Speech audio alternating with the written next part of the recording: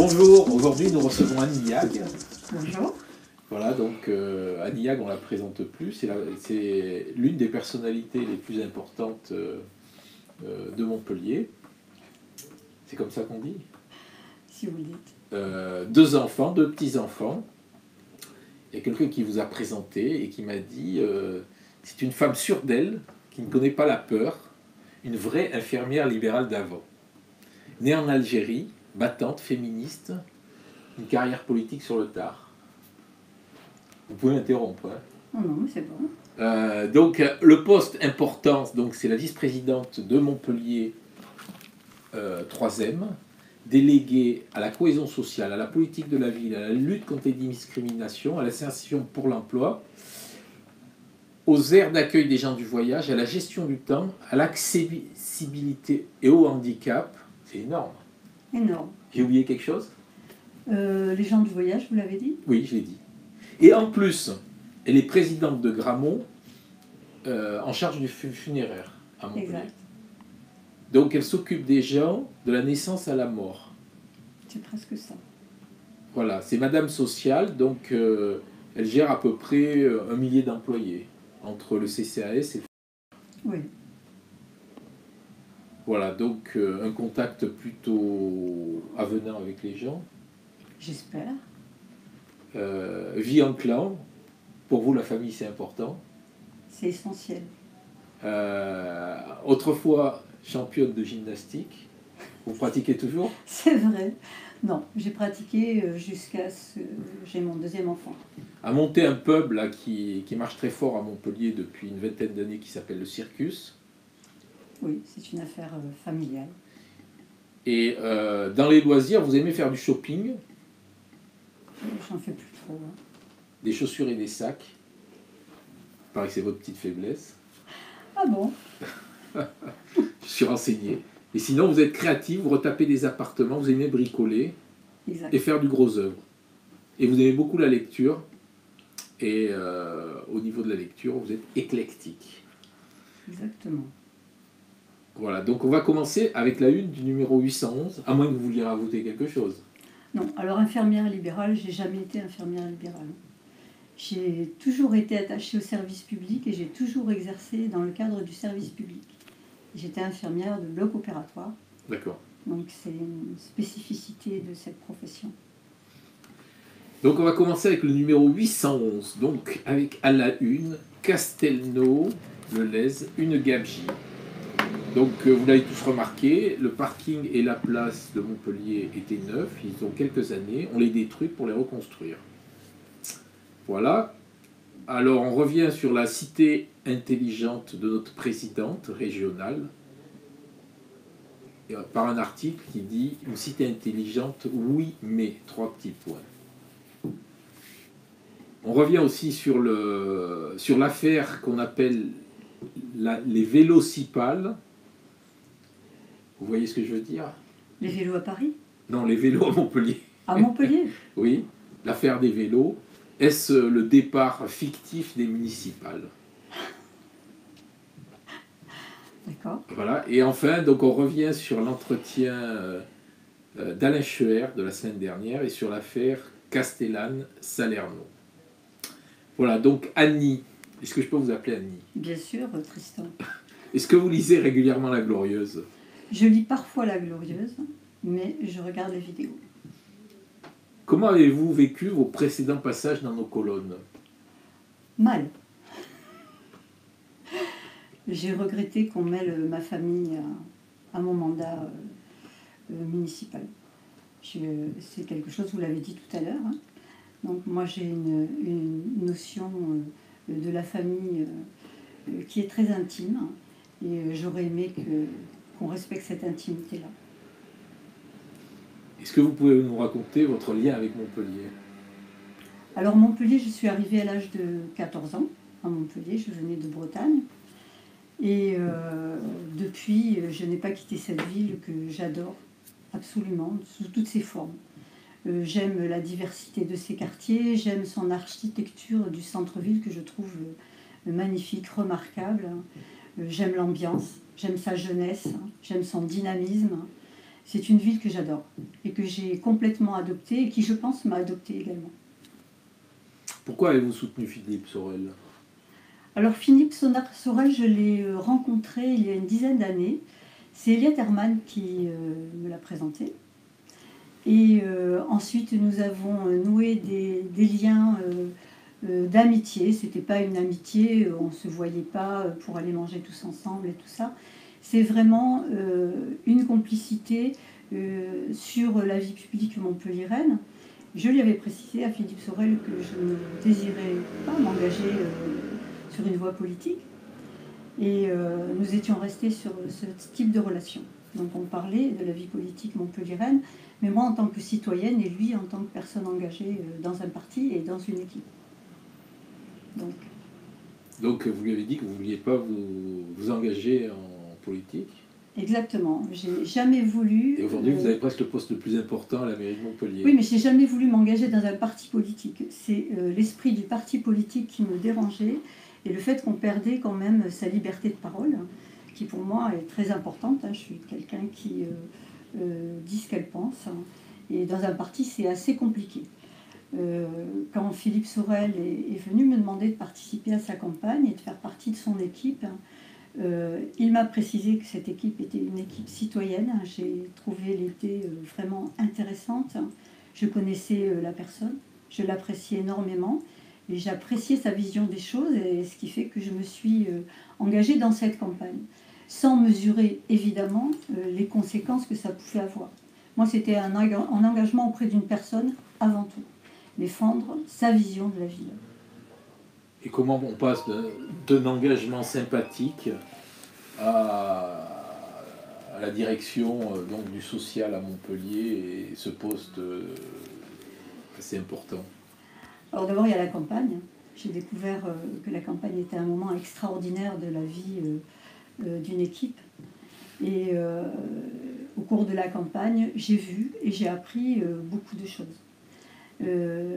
Philippe Sorel aussi a jugé de mon engagement dans cette campagne et je pense que ça l'a incité à me donner un poste. Moi, à aucun moment je n'ai eu d'exigence ou même exprimé un souhait par rapport à une délégation qu'il pourrait me donner.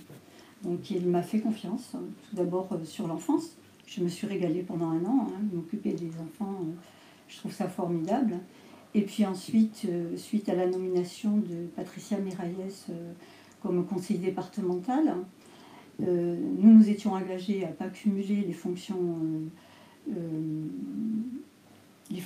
Donc elle a démissionné de son poste, elle a renoncé à son poste d'adjointe, et Philippe Sorel a souhaité que je la remplace sur cette délégation qui est en effet très très importante sur la ville de Montpellier et sur la métropole aussi. Ça veut dire quoi, Madame Sociale? Ça veut rien dire, Madame Sociale. Madame Sociale, ça veut dire que je m'occupe de tout le social, ça veut dire que je m'occupe de toute la population qui est en difficulté sur la ville de Montpellier. Mais ça comprend beaucoup de parties de la population. Ça comprend bien sûr les personnes qui sont dans une situation de précarité, mais aussi les personnes âgées, mais aussi les enfants qui sont plus vulnérables, les personnes en situation de handicap, les gens du voyage. Ça comprend toutes les personnes qui sont confrontées à certaines difficultés sur la ville de Montpellier. Et ça touche absolument toutes les délégations. C'est une délégation qui est transversale, puisqu'on fait du social dans le sport, on fait du social dans la culture, on en fait dans l'urbanisme. Toutes les délégations sont touchées. Donc c'est extrêmement intéressant, parce que ça me permet aussi d'apporter mon expertise sociale sur toutes les autres délégations. Tout est social, en fait. Bien sûr, tout est social. Dans la vie, tout est social. La solidarité, c'est le maître mot d'une société qui se respecte. Lorsque vous êtes arrivé, là, vous avez dit nous voulons dépoussiérer l'action sociale à Montpellier. Oui. Vous vous souvenez? Absolument. Et je retire un mot de ce que vous avez enlevé. Depuis que vous êtes là, est-ce que vous avez enlevé beaucoup de poussière? Je pense que j'ai enlevé beaucoup de poussière. Par exemple le CCAS, c'était un outil extraordinaire qui, à mon avis, n'était pas utilisé à la hauteur de ses possibilités. Donc, il était enquisté dans une action sociale qui n'avait pas du tout évolué depuis de très nombreuses années. Et moi, je sentais dans tous les agents l'envie et aussi la possibilité de faire de l'action sociale moderne, de s'attaquer à des pans de population qui avaient été complètement abandonnés par le CCAS. Par exemple, la jeunesse. On s'occupait beaucoup des personnes âgées et on doit s'en occuper. Je ne dis pas qu'on ne doit plus s'en occuper, c'est vraiment une direction qu'on conserve au CCAS. Mais on ne se préoccupait pas tellement des jeunes, on ne se préoccupait pas tellement finalement de la population intermédiaire entre les personnes qui étaient éloignées de l'emploi et la personne âgée. Donc on a essayé de toucher tous ces pans de population qui pour moi sont importantes, parce que la population c'est pas juste un moment de vie.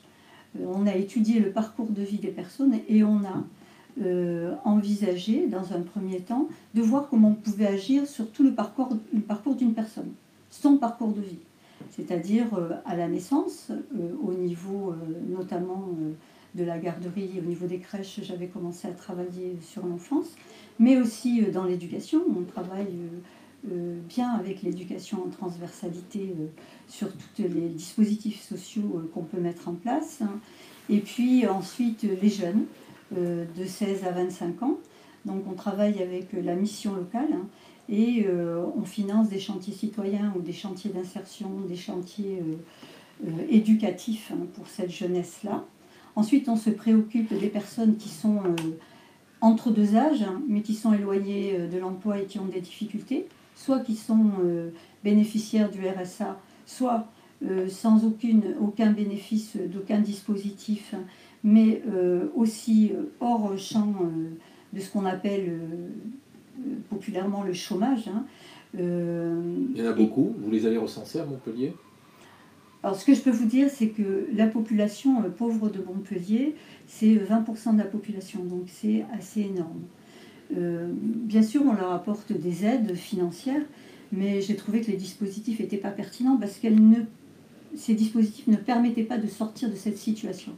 Moi, l'envie que j'ai, c'est pas de les maintenir dans un programme d'aide, de subvention, de prestations qui leur permettent de survivre, mais bien de continuer leur parcours de vie qui a eu un accident et de les sortir de cette situation de précarité.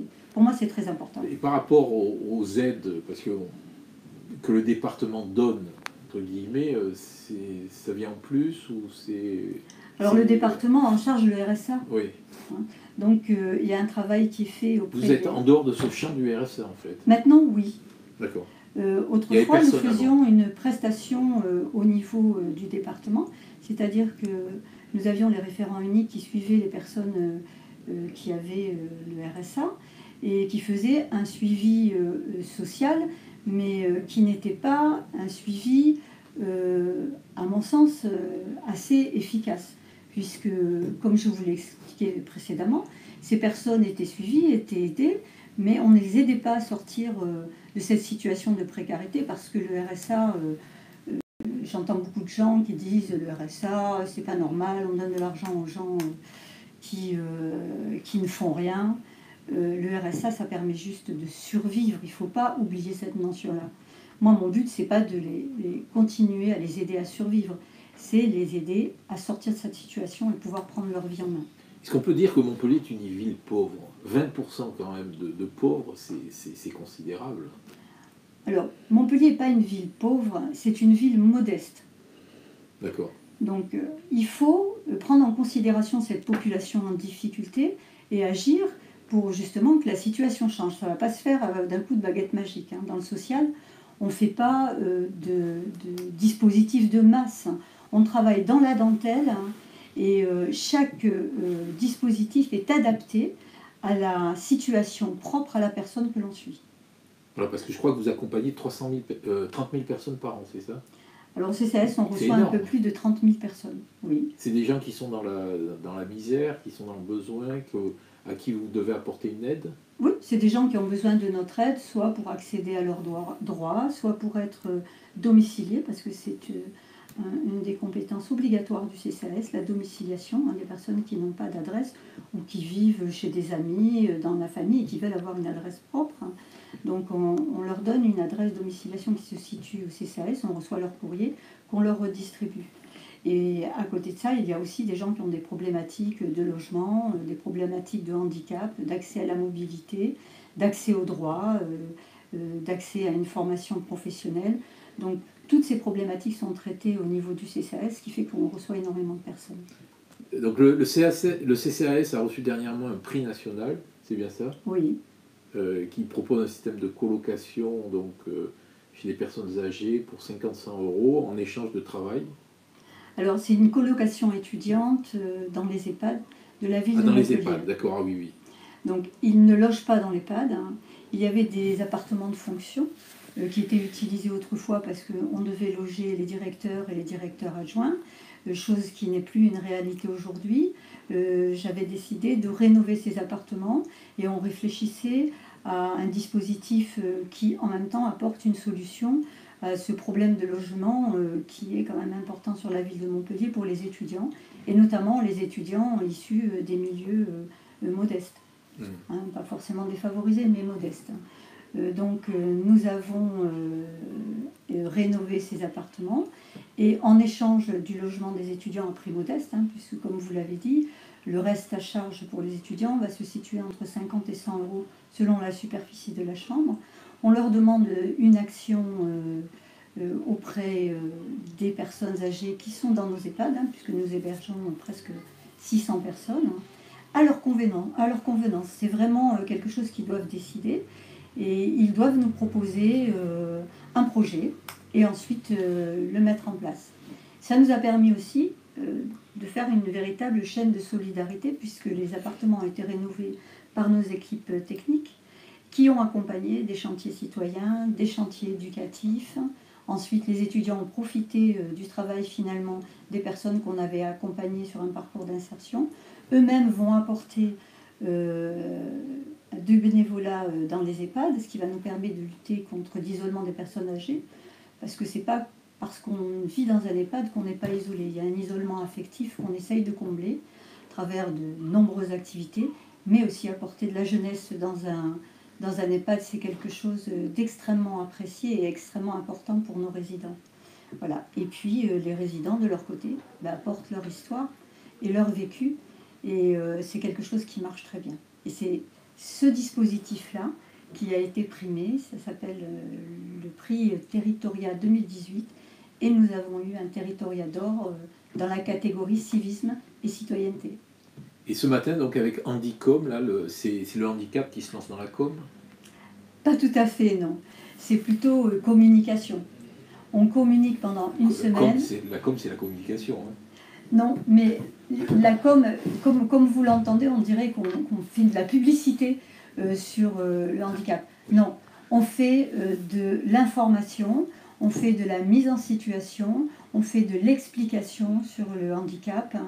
On essaie de donner aux citoyens, et notamment aux enfants, les outils pour pouvoir comprendre, accepter le handicap, et pour que les personnes en situation de handicap puissent avoir leur place, toute leur place sur nos territoires.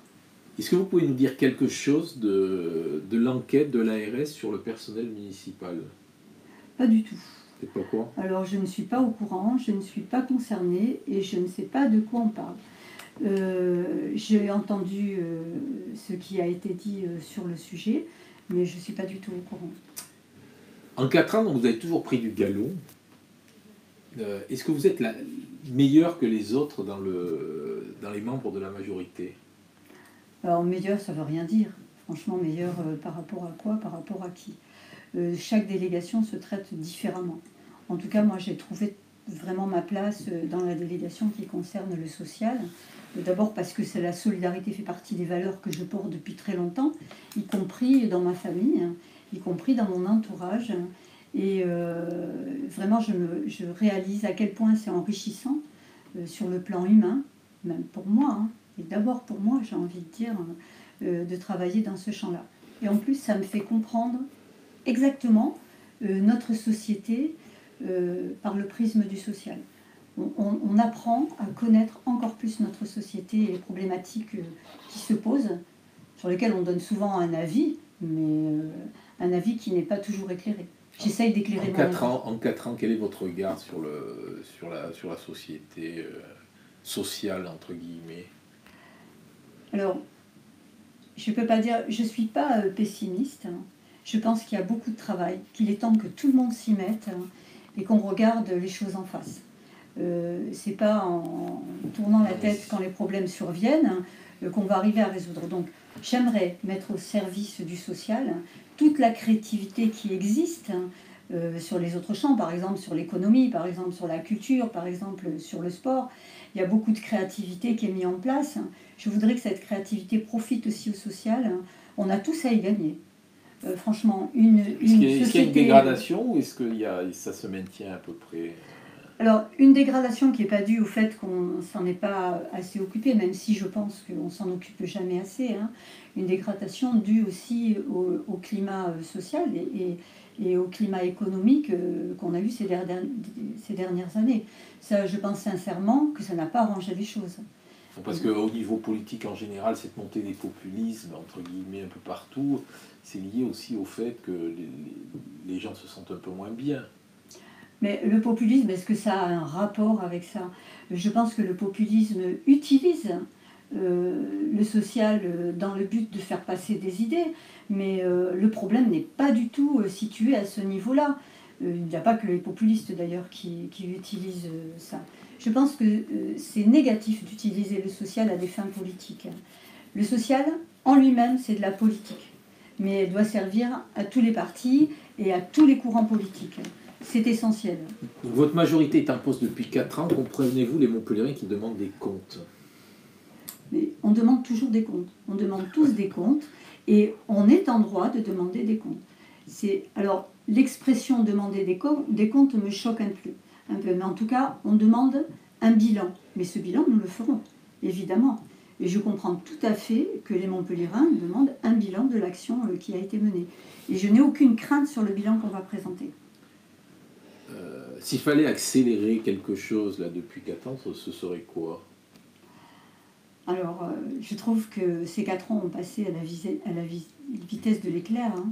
Donc c'est vrai qu'on a beaucoup d'envie, on a beaucoup d'ambition d'accélérer le mouvement pour qu'on puisse encore avoir plus de résultats.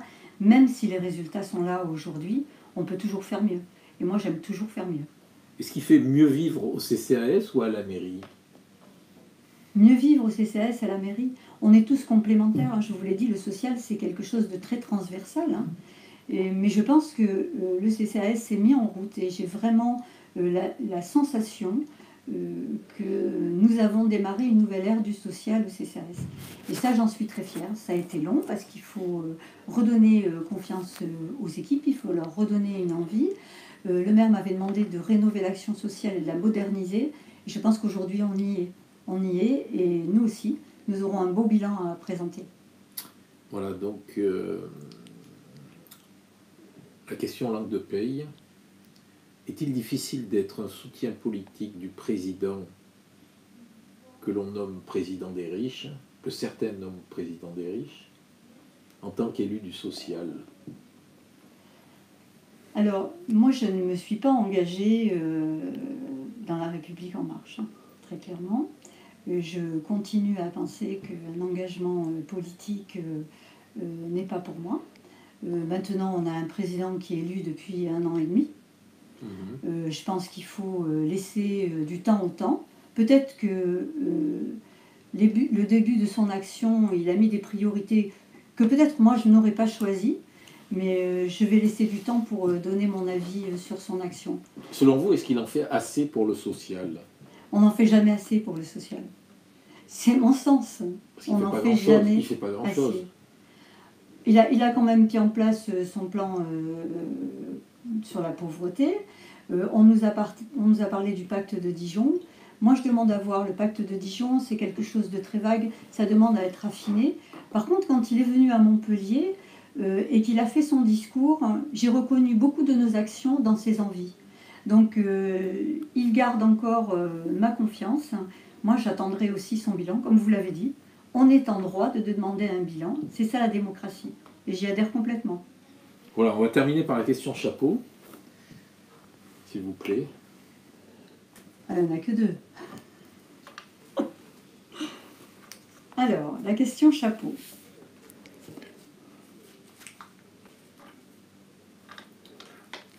Manifesterez-vous le 17 contre la cherté de la vie et le 10 à Montpellier pour la place du vélo? C'est deux questions en fait. Oui, c'est 2 questions.